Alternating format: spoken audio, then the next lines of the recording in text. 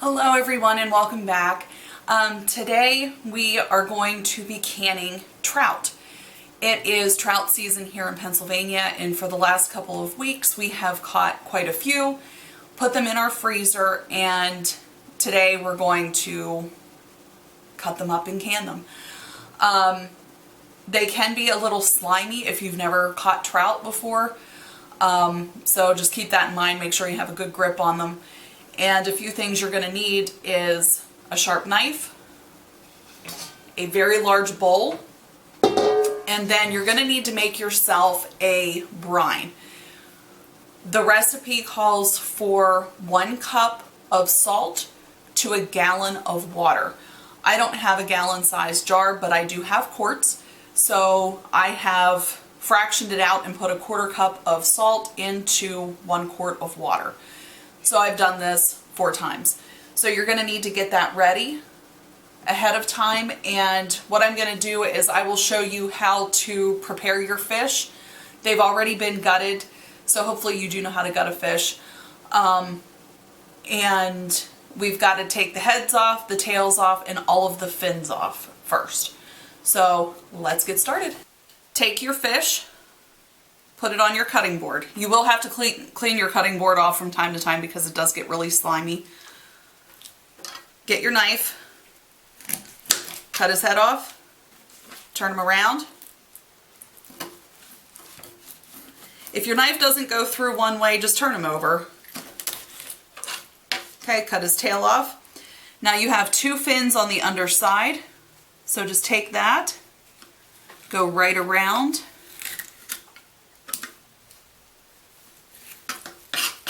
Take that one off. And I missed. It's so hard to do it looking away from me here. Take that off. Flip him over. See that fin there? I'm going to cut right around that. Pull that fin off. Okay, so you just took off the 2 bottom fins. Now you have this guy right here. So we're just going to take this. I'll do it this way so you can see. And I just take my knife and just go right straight down like that and cut that right off. Okay? Then the only thing we have left is this fin right here and this fin in the back. This one I find it easier to puncture. Take your knife and just go right down underneath of it. Just like that. Turn it around away from you. And then just cut right underneath it. Hold it up.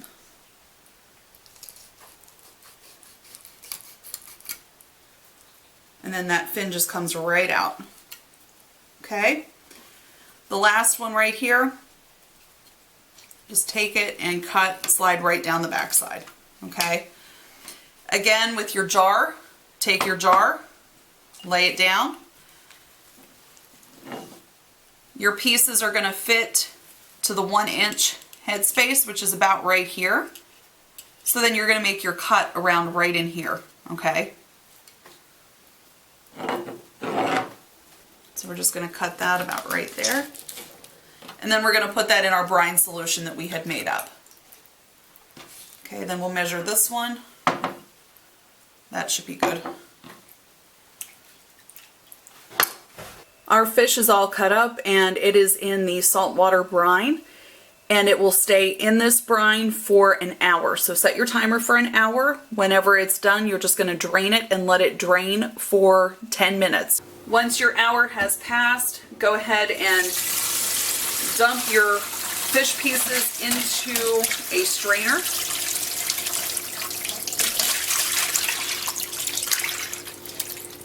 Then you're just going to let these drain for 10 minutes. Don't rinse them off, just let them in here and let them drain off.